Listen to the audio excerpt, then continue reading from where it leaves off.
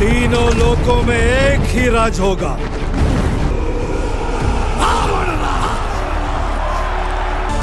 ये राम के युग का आरंभ है। ट्रेलर रिव्यू की स्टार्टिंग वहीं से करते हैं जहां से रामायण मूवी ट्रेलर की स्टार्टिंग होती है, यश एज रावण। ट्रेलर में अगर किसी ने सबसे ज्यादा इम्पैक्ट छोड़ा है तो वह यश है। उनकी body language, voice, screen presence और एटीट्यूड रावण को पावरफुल बनाते हैं। वह सिर्फ विलेन नहीं, बल्कि एक इंटेलिजेंट, फियरलेस और एम्बिशियस डीमन किंग लगते हैं। हिंदी एक्सेंट थोड़ा महसूस होता है, लेकिन परफॉर्मेंस इतनी स्ट्रांग है कि मेरे अकॉर्डिंग डायलॉग डिलीवरी इश्यू नहीं बनेगा। अगर फिल्म रावण की ताकत को इसी तरह एस्टैब्लिश करती है, तो मुझे लगता है कि फाइनल कॉन्फ्रंटेशन और भी इम्पैक्टफुल होगा। यह साल की शायद सबसे highly anticipated Indian film trailer है। सिर्फ इसीलिए नहीं कि इसमें बहुत बड़ा इन्वेस्टमेंट लगा है, बल्कि इसलिए कि यह रामायण पर आधारित है। इन सब से हटकर हमें सिर्फ ट्रेलर की क्वालिटी पर बात करनी चाहिए। पहले जो ग्लिम्स आया था, उसने मिक्स्ड रिएक्शंस दिए थे और उसकी क्रिटिसिज्म भी सही थी। लेकिन नया ट्रेलर उस फर्स्ट लुक से बेहतर लगा। फिर भी इसमें कुछ ऐसी कमियां हैं जिन पर खुलकर बात होनी चाहिए।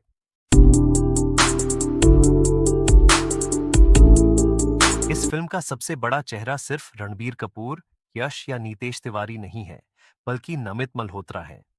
उन्होंने इस प्रोजेक्ट पर बहुत बड़ा दांव लगाया है और कई इंटरव्यूज में ड्यून और अवतार जैसी फिल्म्स का रेफरेंस देकर एक्सपेक्टेशंस भी उसी लेवल तक पहुंचा दी। यही वजह है कि audience naturally world class visuals की उम्मीद करेगी। ट्रेलर देखने के बाद मुझे लगा कि कुछ सीजीआई शॉट्स शानदार हैं, लेकिन कई नेचुरल बैकग्राउंड्स अब भी ग्रीन स्क्रीन जैसे महसूस होते हैं। जंगल, पहाड़ और लैंडस्केप्स कई जगह आर्टिफिशियल लगते हैं। मैं बस यही कहूंगा कि रामायण जैसी फिल्म इंडिया या दुनिया की किसी खूबसूरत लोकेशन पर प्रैक्टिकल शूटिंग कर सकती थी। हर चीज को सीजीआई पर छोड़ना जरूरी नहीं था। प्रोडक्शन डिजाइन और कॉस्ट्यूम्स ट्रेलर में जहां इमोशनल सीन्स आते हैं, वहां फिल्म काफी स्ट्रांग दिखती है। लॉर्ड राम और माता सीता की शादी, अयोध्या के महल, कैकेयी के सीन्स, इन सब में प्रोडक्शन डिजाइन और कॉस्ट्यूम्स शानदार हैं। कलर बहुत रिच लगते हैं, ज्वेलरी रॉयल लगती है और हर फ्रेम में वैभव और शान महसूस होती है। साई पल्लवी को लेकर पहले काफी डिबेट हुई थी कि क्या वह माता सीता के रोल के लिए सूटेबल हैं या नहीं, लेकिन ये बताते हुए काफी रिलीफ महसूस हो रहा है कि ट्रेलर में साई पल्लवी बेहद ग्रेसफुल और रॉयल लगी है। उनका स्क्रीन प्रेजेंस काफी कन्विंसिंग है। Monsters and animals. दोस्तों, रामायण की पहली ग्लिम्स में क्रीचर्स कई लोगों को लॉर्ड ऑफ द रिंग्स या गेम ऑफ थ्रोन्स के क्रीचर्स जैसे लग रहे थे, लेकिन अब ट्रेलर में उनके डिजाइन्स बदले हुए दिखाई देते हैं। तिलक और विभूति जैसी डिटेल्स उन्हें इंडियन माइथोलॉजी से थोड़ा ज्यादा कनेक्टेड बनाती हैं। हालांकि डिजिटल एनिमल्स अभी भी पूरी तरह कन्विंसिंग नहीं लगते। शूर्पणखा का रथ, रावण की लंका के एनिमल्स और कुंभकर्ण की ग्लिम्स अभी भी थोड़ा आर्टिफिशियल फील देती है। अगर हम म्यूजिक की बात करें तो ए.आर. रहमान और हंस जिमर की पार्टनरशिप इस फिल्म की सबसे एक्साइटिंग बातों में से एक है। पहले ग्लिम्स में आया राम थीम मुझे काफी पसंद आया था। इस ट्रेलर में म्यूजिक अच्छा है, लेकिन ऑनेस्टली मैं कुछ नए ट्रैक्स की झलक भी देखना चाहता था। ट्रेलर ज्यादातर उसी म्यूजिकल थीम पर टिका रहा जिसे पहले भी सुना जा चुका है। दोस्तों, अगर बात करें रामायण की स्टोरी और चैप्टर की, तो मुझे लगता है फिल्म की शुरुआत विश्वामित्र वाले चैप्टर से होगी, जहां राम और लक्ष्मण पहली बार राक्षसों का सामना करते हैं।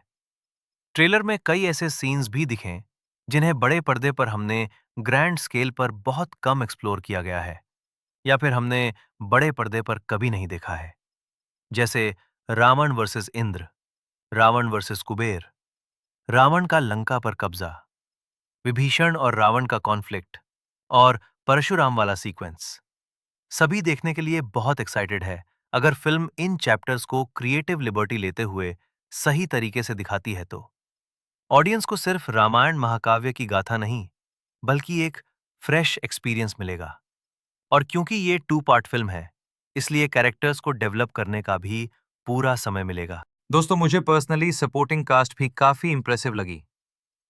रामायण की कास्ट की लिस्ट काफी बड़ी होने वाली है, लेकिन अरुण गोविल एज राजा दशरथ, लारा दत्ता एज कैकेयी, शीबा चड्डा एज मंथरा, रवि दुबे एज लक्ष्मण, सभी अपने रोल्स को जस्टिफाई करते हुए नजर आ रहे हैं। ट्रेलर में कम स्क्रीन टाइम के बावजूद सभी कैरेक्टर्स फिट महसूस होते हैं और कास्टिंग परफेक्ट लग रही है। और मुझे लगता है मेकर्स ने लॉर्ड हनुमान के रोल को बिग स्क्रीन पर एक्सपीरियंस करने के लिए सेफ रखा है, जो कि बहुत एक्साइटिंग होने वाला है, क्योंकि ये भूमिका सनी देओल निभाने वाले हैं। दोस्तों, सबसे important topic, Ranbir Kapoor as Lord Ram. क्या रणबीर लॉर्ड राम के रोल को जस्टिफाई कर पाएंगे? ट्रेलर में कई मोमेंट्स ऐसे हैं जहां उनकी कामनेस, डिग्निटी और इमोशंस बहुत अच्छे लगे, खासकर दशरथ से विदाई वाले सीन्स। लेकिन कुछ इंटेंस डायलॉग्स में मुझे थोड़ी स्टिफनेस महसूस हुई। रणबीर की डायलॉग डिलीवरी अच्छी है, एक्शन प्रेजेंस भी स्ट्रांग है, लेकिन कुछ एक्सप्रेशंस अभी भी पूरी तरह लॉर्ड राम की डिविनिटी को कैप्चर नहीं कर पाए। हो सकता है पूरी फिल्म देखने के बाद ये ओपिनियन बदल जाए, लेकिन ट्रेलर के आधार पर मेरी फीलिंग्स मिक्स्ड हैं। मेरे हिसाब से ये ट्रेलर ना तो वो परफेक्ट मास्टरपीस है जिसकी कुछ क्रिटिक्स तारीफ कर रहे हैं, और ना ही वो डिजास्टर है जैसा कुछ लोग सोशल मीडिया पर बता रहे हैं। इसमें काफी पोटेंशियल है, कई शानदार मोमेंट्स हैं, लेकिन कुछ टेक्निकल फ्लॉज भी साफ दिखाई देते हैं। जब मेकर्स खुद ड्यून और अवतार जैसे ग्लोबल बेंचमार्क्स सेट करते हैं, तो ऑडियंस की एक्सपेक्टेशंस भी उसी लेवल की होंगी। अंत में सिर्फ मैं इतना कहूंगा कि हम सिर्फ अच्छी फिल्म नहीं, बल्कि एक truly world class Ramayana adaptation deserve करते हैं। तो दोस्तों, ये था आज का वीडियो। नीचे कमेंट्स में ज़रूर बताएं कि आपको मूवी कैसे लगी। और हाँ, इंस्टाग्राम पे फॉलो करना मत भूलना। हैंडल स्क्रीन पे दिख रहा है @हिंदी फीचर फिल्म। अगर वीडियो पसंद आया हो तो वीडियो लाइक करें और चैनल को सब्सक्राइब कर लो, क्योंकि हर हफ्ते लाता हूँ एक नया movie review. Thank you for watching. मिलते हैं अगले वीडियो में।